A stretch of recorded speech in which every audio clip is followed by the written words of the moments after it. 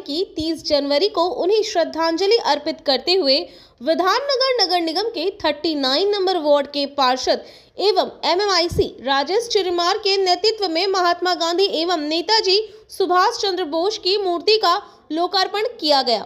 इसी के साथ साथ इस दिन इलाके के तमाम लोगों को नॉन पॉल्यूटेड गैस ओवन भी वितरित किया गया।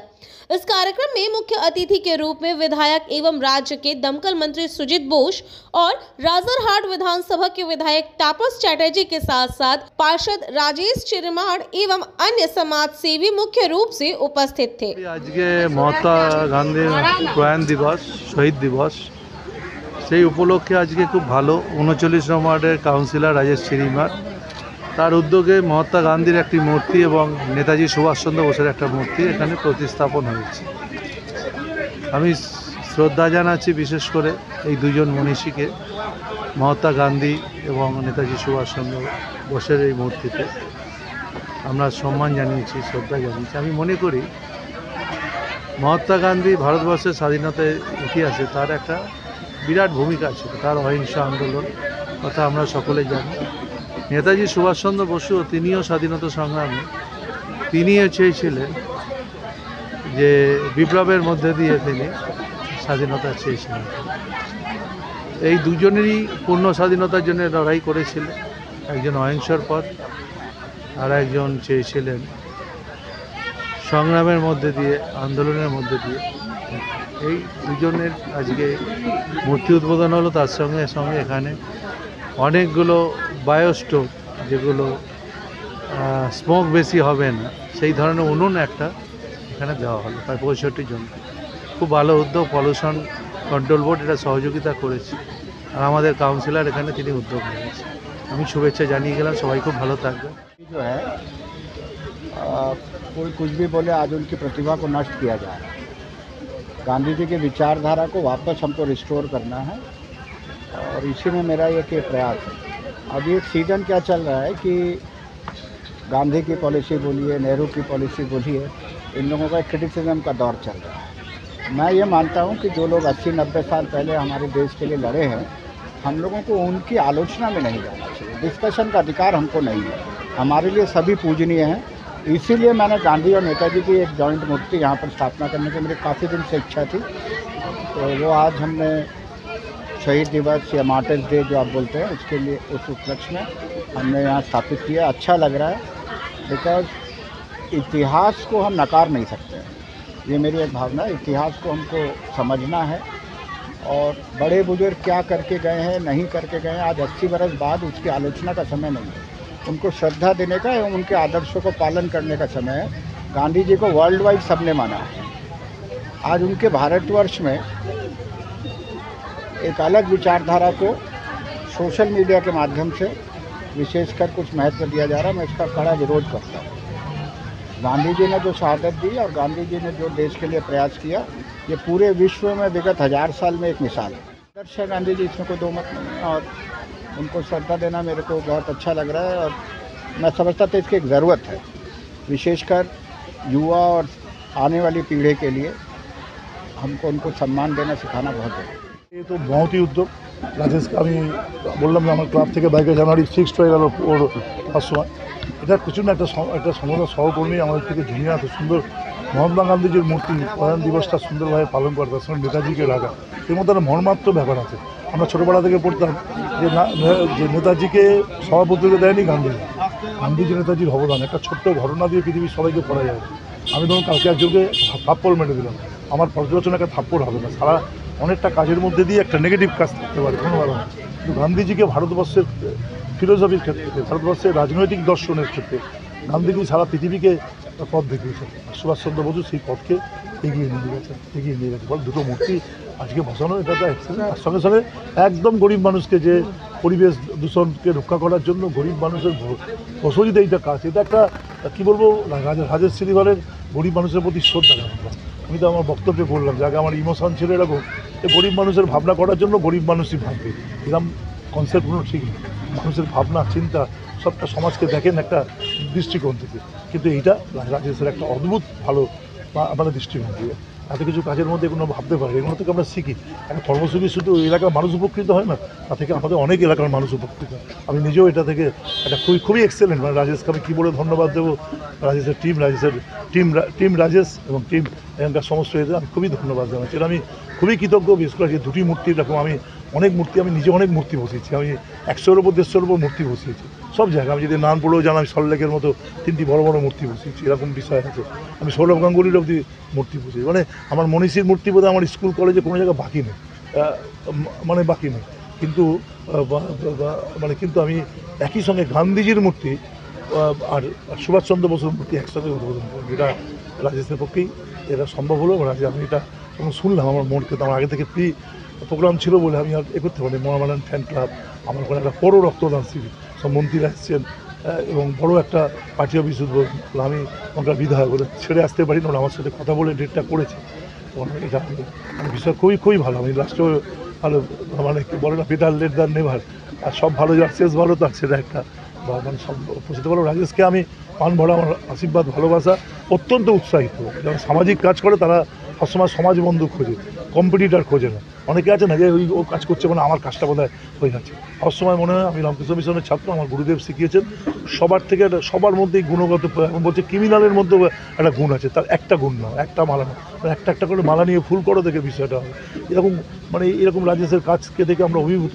এই কাজটা আমি সামনের বছরের মধ্যে, আমার কমিটমেন্ট হয়ে গেল, আমি গান্ধীজির মূর্তি একটা বসাবোই সামনের বছরের মধ্যে। এবং তার সঙ্গে সঙ্গে ও আমাকে বললো যে আমি তালিকা দিলে ও এরকম কয়েকশো গরিব মানুষকে দেবে। আমি ওখানকার যারা আছেন তার সাথে কথা বলে গরিব এলাকায় তালিকা করবো। মানুষগুলো সত্যি আমি তো দেখি আদিবাসী মানুষরা এখনও কাঠের গোল্লায় বিষয়গুলো করছে। যে মানুষের ভোট নেই গরিব মানুষ, তারা এখনও সেই বিষয়গুলো করছে। এখনও মনে করেন যে গ্যাস তাদের কাছে অনেক বিষয়।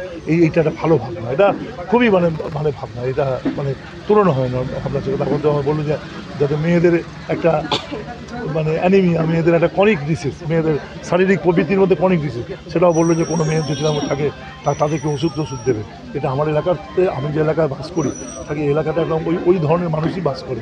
সেই মানুষগুলোকে সবসময় আমরা তাদের ভাবি। যেমন আমি আমার মেয়েকে দিয়ে স্কিম, আমি যে ওয়ার্ডে কাউন্সিলর ছিলাম, গর্ভবতী মা হলেই একটা মাদার ফল দিই, তার টেস্ট একদম 1 মাস থেকে যতদিন তার সন্তান হবে সব দায়িত্ব হচ্ছে ব্যাপারটা থাকবে।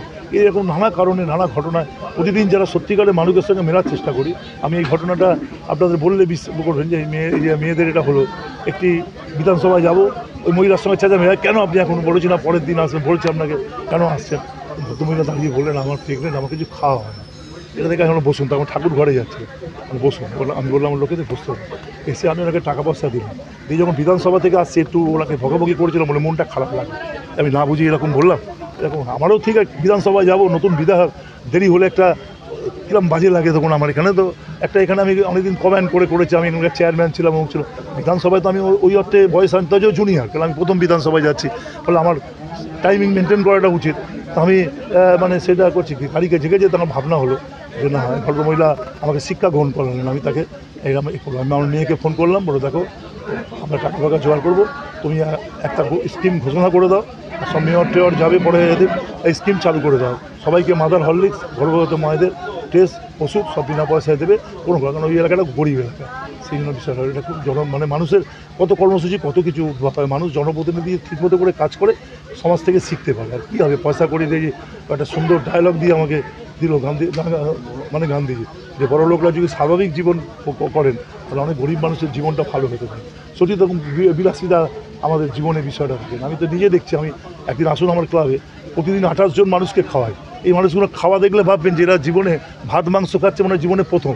আমরা 5 স্টারে গিয়ে কত টাকা নষ্ট করি বলুন, কত টাকা নষ্ট করি, জীবনে কত কিছু বিষয়গুলো করি, ভেবে তো করি না। একটা সময় আমাদের ভাবতেই হয়। নেতা বলতে তাকেই বোঝায় যিনি সমাজকে আগে থেকে দেখেন, তাকেই নেতা বলে। নেতার একটা ডেফিনেশন আছে, যে সমাজকে দেখেন, দীপডুকে দেখবেন, ভবিষ্যৎটা ভাববেন, বর্তমান পরিস্থিতিটা ভাববেন, তাকেই নেতা বলে। নেতা তো এরকম না, ভোটে জিতলাম, খানিকটা গাড়িতে উঠলাম, ব্যাস হয়ে গেল, জগৎটা শেষ। একটা রূপালী পদ্মার নায়ক বা নায়িকার মতো। এটা না, একটা নেতা মানে সে এরকম মাল্টিভাইটিস মানুষকে থেকে এসছে। যেমন সল্টলেকে একজন, ওকে 4 তলা বাড়ির লোক ভোট দিয়েছে, এই ধরনের গরিব মানুষ ভোট দিয়েছে। এই দুই বৈচিত্র্যকে আমাদের মেলাতে হবে কীভাবে, সেটাকে তো এটা আমাদের কাজ, এটা আমাদের দেখার কাজ। এটা ভারতের দেশের সরকারকে দেখার কাজ, রাজ্য সরকার দেখা। এটা যদি আমরা আগে থেকে দেখতে আরম্ভ করতাম, আমরা কুম্ভ মেলা করুক না, কুম্ভ মেলা ছেড়ে দাও না, কুম্ভ মেলা করার জন্য ভিআইপি আসবে, ইত্যাদি আসবে, 30 জন পান গাছে, তো পান খুঁড়ে দাও, গরিব মানুষের পান গাছে। দেখুন প্রাণ গেছে গরিব মানুষগুলো। ভিআইপি যাবেন, তিনি কুম্ভ মেলায় চলবেন, নায়ক নায়িকা কুম্ভ মেলায় গিয়ে বলবে বই ভালো হবে, তার জন্য এতগুলো মানুষের প্রাণ গেল, আমি পৃথিবীর সেরা রাষ্ট্রনায়ক, এটা হবে আমার ধর্ম তাই বলেছে। আমি কুম্ভ মেলায় যাবো না, গরিব মানুষের দান করবো, আমি পৃথিবীতে বাঁচতে পারবো না, ভগবান আমাকে ঠিক বাঁচিয়ে নেবে। আমার তো ভগবান আমাকে শুধু দান করে দেয়, এক সময় ব্যাগে থাকি কিছু টাকা নেই, হুট করে দেখি কয়েক লক্ষ টাকা চলে আসে। কুম্ভ মেলায় চান করতে হবে না, যদি মন ঠিক থাকে, গরিব মানুষের সেবা থাকে, ঠিক এ করে নিতে হবে। মানে এসব আনাড়ি পানা সব আমাদের দেশে চলে আসছে। আর ধর্মের মধ্যে রাজনীতি আসবে না, ধর্ম মানুষের নিজের মতো করে থাকবে। আর কদিন বাদে অষ্টমী দিন বলবো আমি তৃণমূল কংগ্রেস, আমার সঙ্গে আপনারা অষ্টমী দিন, এটা হয় কখনো? এটা কখন ধর্মের সঙ্গে রাষ্ট্র থাকবে কেন?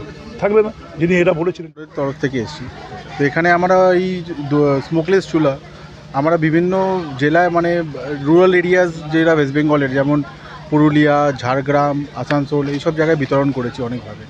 এবার অনেকগুলো কলকাতার বুকে যেগুলো জায়গা একটু স্লাম এরিয়াস আছে, যেখানে এখনও মাটির চুলো ব্যবহার হচ্ছে, যেখানে এটা ডিস্ট্রিবিউট করা যায়, এটা সামান্য পরিমাণে এখানে এই সব কলকাতার ভিতরে এগুলো ডিস্ট্রিবিউশন করা হয়েছে। বাট বেসিক্যালি আমরা খুব লার্জ কোয়ান্টিটিস আমরা ডিস্ট্রিবিউশন করেছি রুরাল এরিয়াসে।